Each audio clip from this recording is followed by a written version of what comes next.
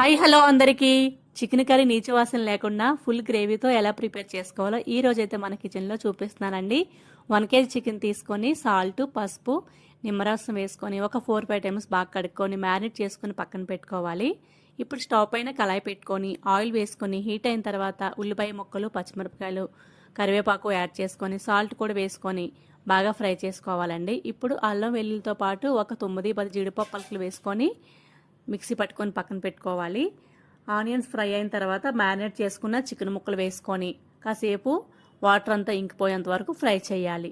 ఇలా ఫ్రై అయిన తర్వాత అల్లం వెల్లుల్లి జీడిపప్పు పేస్ట్ని అయితే వేసుకొని ఇంకో 5 మినిట్స్ బాగా ఫ్రై చేసుకోవాలండి.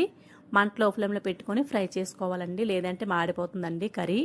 నెక్స్ట్ ఒక 2 పెద్ద సైజు టమాటాలు కూడా మిక్సీ పట్టుకొని టమాటా ప్యూరీ యాడ్ చేసుకొని ఇంకో 5 మినిట్స్ మళ్ళీ ఫ్రై చేసుకోవాలి. ఇప్పుడు ఇందులోనే 1 స్పూను జీలకర్ర పొడి, 1 స్పూన్ ధనియాల పొడి, కారానికి తగ్గట్టు కారం కూడా యాడ్ చేసుకొని మరొకసారి బాగా మొత్తం అంతా కలుపుకొని ఇందులో వాటర్ అయితే యాడ్ చేసుకోవాలండి. మీకు వాటర్ కన్సిస్టెంట్లీ అనేది ఎక్కువగా గ్రేవీ కావాలనుకుంటే కొంచెం ఎక్కువ వాటర్, తక్కువగా అనుకుంటే తక్కువ వాటర్ వేసుకొని మొత్తం అంతా బాగా కలిపేసుకొని ప్లేట్ మూత పెట్టుకొని కాసేపు ఉడికించుకున్న తర్వాత మళ్ళీ ఇందులోకి చికెన్ మసాలా అలాగే గరం మసాలా కూడా 1 స్పూన్ యాడ్ చేసుకొని కొంచెం కస్తూరి మేతి కూడా యాడ్ చేసుకొని అటు ఇటు కలుపుతుంటే కస్తూరి మేతి స్మెల్ అయితే గుమగుమలు ఆడిపోతుందండి. చాలా అంటే చాలా బాగుంటుంది.